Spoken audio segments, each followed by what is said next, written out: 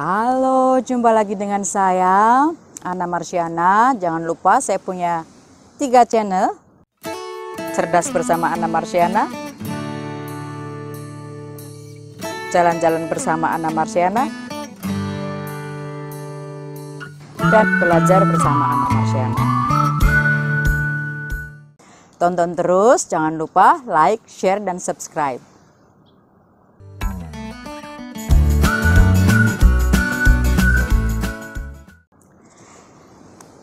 Kali ini kita masih akan melanjutkan obrolan kita tentang gender. Kita masih memanfaatkan waktu break dari fasilitasi untuk belajar bersama teman-teman.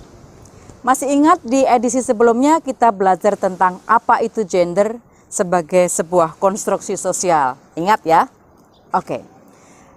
Kemarin kita belajar gender sebagai konstruksi sosial sangat dikotomis dan biner gitu ya. Kali ini kita mau belajar tentang kompleksitas gender.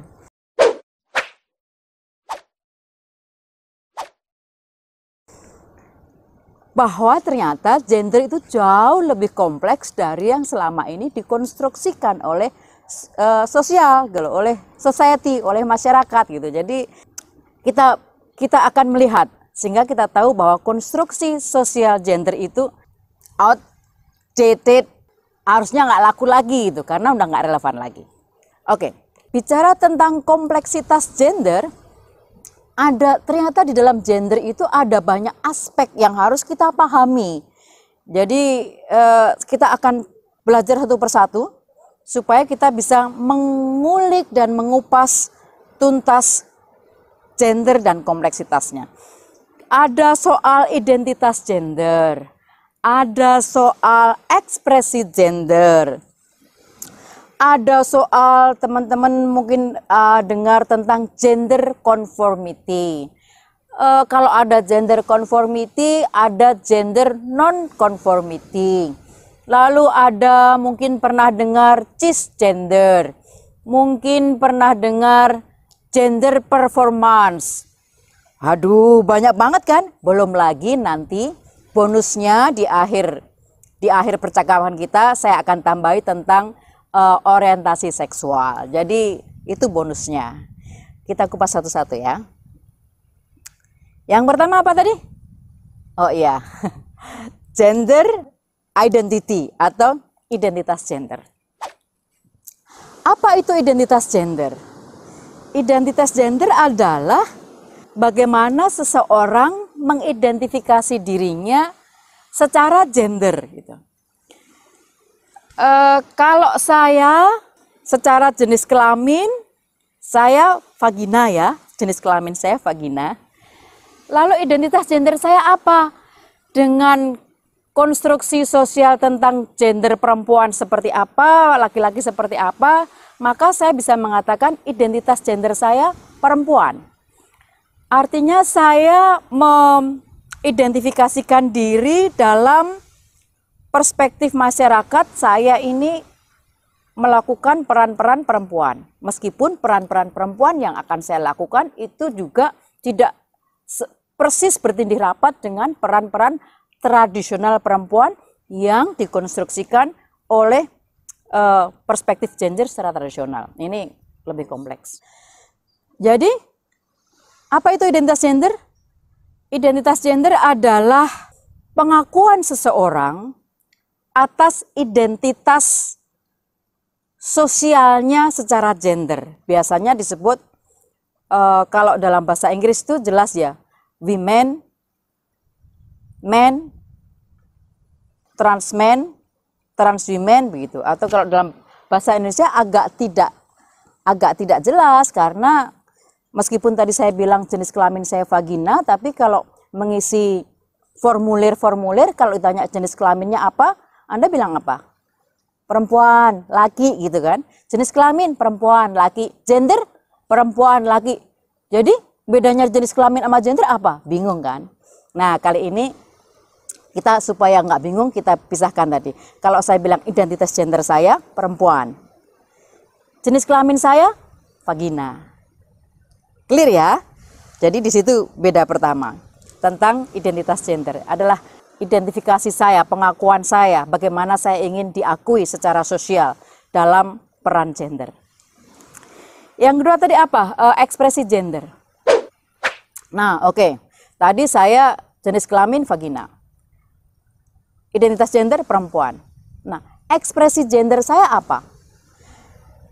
Ekspresi gender itu biasanya dikategorikan maskulin, feminin, androgini. Yang di tengah-tengah. Nah, feminin, teman-teman tahu ya, yang feminin itu yang biasanya dikategorikan lemah lembut, anggun gitu. Nah, kalau yang maskulin yang biasanya saya ambil contoh ekstrimnya gagah, maco gitu. Emang ada perempuan yang maco? Ih, banyak kali. Nah, itu yang disebut ekspresi gender. Jadi kalau bicara ekspresi gender saya apa? Nah, menurut teman-teman, orang seperti saya ini ekspresi gender saya apa? Feminin? Kayaknya enggak juga ya. Ya agak gitu. Maskulin? Kadang-kadang tapi enggak juga gitu. Jadi apa dong? Enggak feminin banget, enggak maskulin banget. Orang-orang seperti saya, kalau saya mengidentifikasikan ekspresi gender saya adalah disebut androgin. Saya ada di antara. Saya kadang-kadang agak feminin, kadang-kadang agak maskulin. Lebih banyak itu ya yang di tengah-tengah gitu. Suruh pakai high heel, kayaknya nggak gitu bisa gitu. Ya sedikit ada heel, tapi jalan berlenggak-lenggok kayaknya nggak bisa. Pakai heel sedikit, jalannya agak gagah dikit gitu. Ya, kayak gitu ya, kira-kira kayak gitu. Oke, itu aspek kedua, ekspresi gender. Aspek ketiga apa tadi? Gender conformity ya? Oke. Apa itu gender conformity? Penjelasan sederhananya adalah ketika seseorang yang lahir dengan jenis kelamin tertentu, misalnya saya tadi jenis kelamin vagina.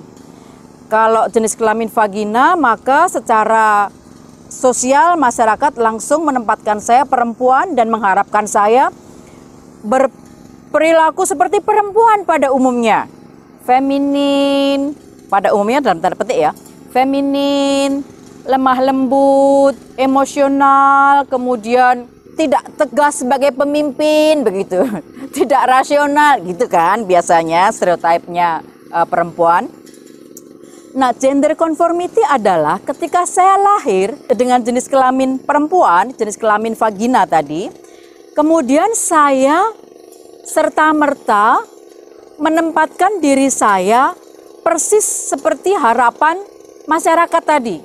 Ya karena saya punya vagina, saya ya harus jalannya tidak gagah, jalannya langkahnya kecil-kecil, rambutnya panjang, anggun. Kemudian sebaiknya saya melakukan pekerjaan-pekerjaan yang sesuai dengan citra feminin, guru, perawat, misalnya. Itu adalah gender conformity. Nah, kalau ada gender conformity berarti ada kebalikannya dong. Iya, ada yang disebut gender non-conformity. Ya, ini kebalikannya. Adalah ketika saya lahir dengan jenis kelamin vagina, di Indonesia disebut perempuan, tapi saya ternyata dalam sehari-harinya itu melakukan hal-hal yang dianggap bertentangan dengan norma sosial keperempuanan. Sejak kecil hobi saya panjat pohon, sampai sekarang sih. Nggak peduli pohon apa, ada pohon itu naluri panjatnya muncul gitu. Kemudian jalannya gagah, cepat, dan tidak emosional. Ternyata saya orang yang sangat rasional thinking. Saya tidak bisa menerima percakapan atau misalnya kalau ada pertengkaran, kalau nggak ada argumentasinya. Dan saya akan lebih mudah menerima dan mengaku salah kalau argumentasi saya lemah, argumentasi saya kalah dari argumentasi lawan bicara saya. Yang biasanya itu merupakan kotaknya norma sosial laki-laki gitu ya. Nah, dalam konteks seperti itu saya sebetulnya masuk kategori gender non-conformity. Nah, itu banyak di masyarakat gitu. Apakah saya nggak normal? Anda yang menilai ya. Itu aspek ketiga. Aspek keempat apa tadi? Saya harus cek ke PN saya. Oh iya, aspek keempat adalah tentang cisgender. Kalau tadi ada gender conformity, di mana jenis kelamin saya dan identifikasi masyarakat atas gender saya itu saya lakukan, saya perankan. Nah, terkait dengan ini, cisgender sedikit mirip, tapi bedanya adalah begini, lebih kepada identitas gender. Ketika jenis kelamin biologi saya vagina dan identifikasi saya adalah perempuan, berarti saya cisgender. Jadi cisgender itu apa? Cisgender adalah mereka yang jenis kelamin biologisnya matching, bertindih rapat dengan identitas gender mereka. Nah, itu disebut cisgender. Jadi kalau kalian punya penis dan identifikasi gendernya laki, kalian cisgender laki. Ya, kalau saya jenis kelamin vagina, identitas gender perempuan, maka saya cisgender perempuan, gitu ya. Itu cisgender. Oke.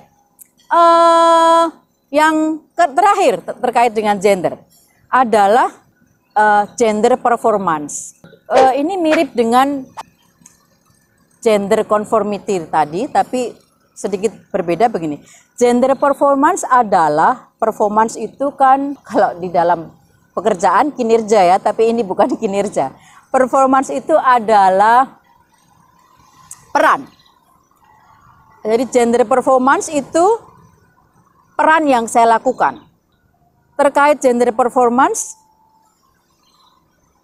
tidak selalu orang yang jenis kelamin perempuan, gender perempuan itu melakukan pekerjaan perempuan. Bisa jadi jenis kelamin vagina perempuan, identitas gender perempuan, tapi dia melakukan pekerjaan yang secara umum dipahami sebagai pekerjaan laki-laki. Contohnya adalah menurut masyarakat tradisional pencari nafkah utama laki-laki. Menurut masyarakat tradisional konstruksi sosial gender, pekerjaan yang sifatnya fisik, narik becak, itu laki-laki. Tapi kalau saya lahir sebagai jenis kelamin bervagina, identifikasi gender saya perempuan, dan saya melakukan pekerjaan sebagai tukang becak, penarik becak, itu berarti saya perempuan, jenis kelamin perempuan, bervagina, identifikasi gender perempuan, tapi gender performance saya laki-laki dalam perspektif tradisional. Jadi saya melakukan pekerjaan yang biasanya diidentifikasikan dengan pekerjaan laki-laki. Nah, kompleks kan? Ternyata bicara gender bukan sekedar bicara laki, perempuan, maskulin, feminin. Jauh lebih kompleks dari itu. Dan penting bagi kita untuk memahami terminologi-terminologi yang ada supaya kalau kita ngomong, ini aspek gendernya nggak benar. Nah, dari obrolan kita tentang kompleksitas gender, yang bisa kita pelajari adalah bahwa gender itu sangat kompleks dan melampaui yang binari, yang biner, laki dan perempuan. Kalau bicara gender itu ternyata spektrumnya sangat luas, bukan hanya linear begini, tapi mungkin dalam bentuk kotak atau bentuk lingkaran yang spektrumnya itu ada banyak aspek yang harus dipertimbangkan kalau kita mau bicara soal gender. Menutup obrolan kita, Teman-teman bisa menolong diri sendiri dengan belajar tentang kompleksitas gender tadi. Saya sarankan coba deh Google, cari, download, dan kemudian kotak-katik di sana gender unicorn. Nanti teman-teman klik download gender unicorn. Teman-teman bisa bermain-main sedikit tentang identitas gender. Oh, saya ada di mana ya? Nanti ada. Teman-teman bisa menandai dengan membuat titik. Saya ada di sini. Kemudian ekspresi gender ada di mana? Oke, tadi saya janji ada bonusnya kan ya tentang orientasi seksual. Ya, karena kayaknya udah kepanjangan, tunggu di tayangan berikutnya ya, khusus tentang orientasi seksual. Jadi sabar gitu. Buat kalian, teman-teman, setelah kotak-katik dengan gender unicorn tadi, ternyata kok bingung ya? Jadi saya gendernya apa ya? Saya masuknya di mana? Saya cisgender atau bukan? Anda bingung? Ada pertanyaan atau apapun juga terkait gender? Jangan ragu. Tanya di komen ya. Oke, sampai di sini dulu obrolan kita tentang kompleksitas gender. Semoga bermanfaat. Semoga kalian dapat sesuatu dari obrolan kita kali ini. Jadi jangan lupa terus menjadi cerdas, terus belajar, dan terus mencintai negeri.